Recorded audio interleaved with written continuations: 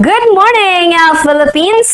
Manlaylaing istorya naging agi-agi sa buhay. Pinagikanan, asin pinaglaban kan manlaylaing mga kaganapan digdi sa satuyang kinaaban. Yan, ang satuyang sarabay na aramon, tunghayan, asin hinanyugon digdi sa satuyang segment na Bumble Featured Story.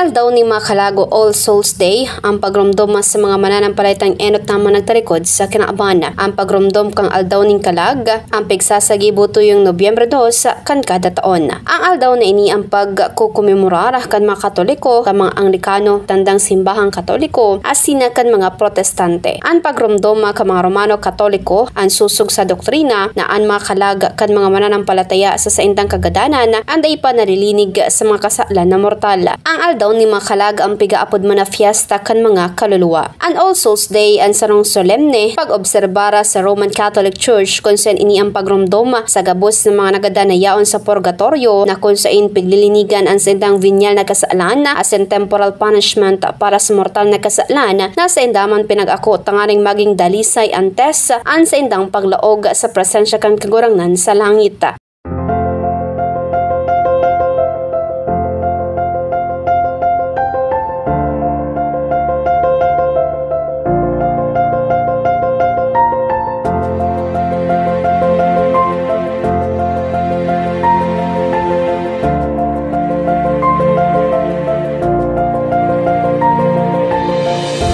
Ang importansya kan All Souls Day, ang pigtawan punto ni Pope Benedict XV ka napigtugutan kay ni ang gabos ng mga padnin privilege na magkondusir ng tulong misa sa All Souls Day, enot para sa faithful departed, panduwa para sa priest intentions, asin pantulo ang paraman sa Holy Father. Sa ibang nasyon, ang All Souls Day ang kaakibat naman kang All Saints Day ka nakalihis na November 1 na pinagsiselebrara ang gabos na santo na nasa langit. Iniman ang orihinal na pigselebrara si Easter season tuyong Pentecost Sunday sa Eastern Catholic Churches. Kan 10th century ang selebrasyon ang gikan sa bulan kan Oktubre sa pag-ultanan kan 1998 asin na 30 Saint Odilo of Cluny decreed na pinagbalyuman sa November 2 sa gabos ng monasteryo sa Benedictine Congregation. Makalihis ang 2 century ang ibang Carthusians nagpuo naman iselebrara sa senda mga monasteryo asin makalis ini nagpatagos ang pagrumdom kang gabos na banal na kalag sa purgatorio sa gabos na simbahan. Tuyong All Souls Day, bako sa nang magadaan sa tuyang pigrurumdum, kundi sa tuyang mga napigtatawan ng effort ang mga ini sa paagi kang pagpangadji, almsgiving, asin pagpamisa tanganing makalawasinda sa purgatorio.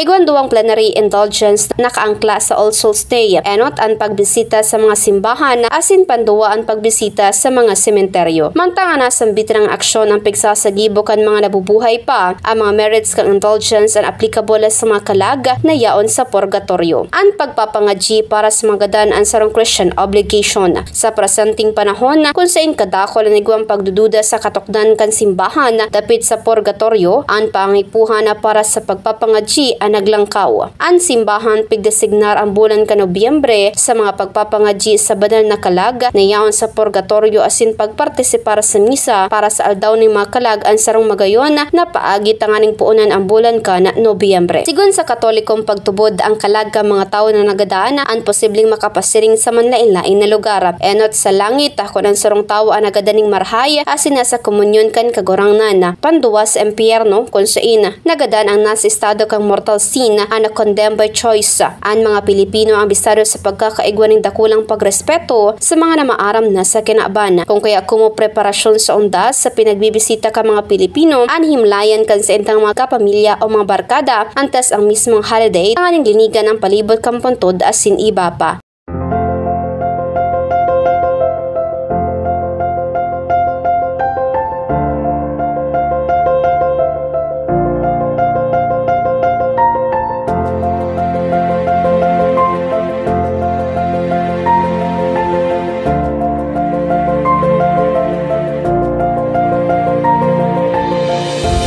Samantang sa mismong aldaman kang holiday, ang mga Pilipino ang nagbubugtak o nagdadara ng mga burak asin kandila sa mga puntod sa ring kan nakatudan na sa halawig na panahon. Ang iba ang nagwawalat ng pagkakana sa mga altara para sa ibang mga nagada na dai nakalubong sa sementeryo. Sa peryodo na ini nagliliwanag asin buhay na buhay ang mga sementeryo sa bilog na nasyon. Ang pagkomemorar kang aldaw ni Makalag ang sarong importanteng tradisyon asin okasyon sa kadakol na kultura asin relihiyon sa bilog na kinaaban. Sa panahong ini ang pagrumdum sa mga kaparyentes na eno tamang nagtalikod sa kinaaban asin nagtato ang importansya sa saindang mga kaluluwa. Sa aldaw na ini ang mga tao na nagdadara ng mga burak, kandila, iba pang mga simbolo kan pagrumdum sa mga yumao. Ang mga sementeryo asin mga lugar kan pinaglubungan ang pigdagsa kan mga tawang nangadji. Nagaalay asin nagpapakumbaba sampang kan mga puntod kan sa indama ng mga ninuno. Inian sa nung pagkakataon tanganing maipamati ang pagpadangat, pagrumdum asin pagrespeto sa mga tawang nagtaon ng importansya asin kahulugan sa satuya man na buhay.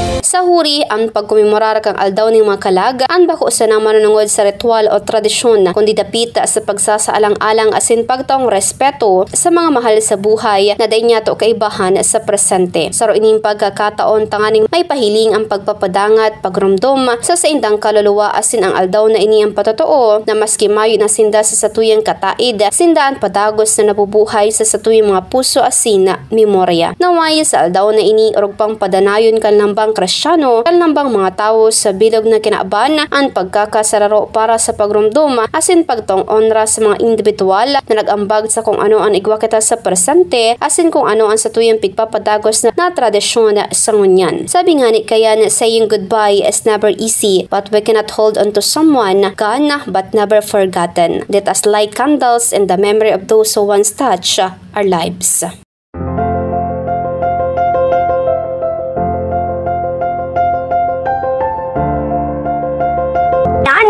Ang satuyang pagsaringoy sa ginikanan sa satuyang pigsisirebra na kaganapan niya na adaw. Liwata, mag-iribahan kita sa masunod na simana para naman sa panibagong istorya kang manlaylay mga kaganapan digdi sa satuyang kinaban. Gikan digdi sa DZNG News and Information Center, ini si Bombo Gibarap. This is Bombo Radio Philippines, the #1 and most trusted source of news and information. Basta Radio.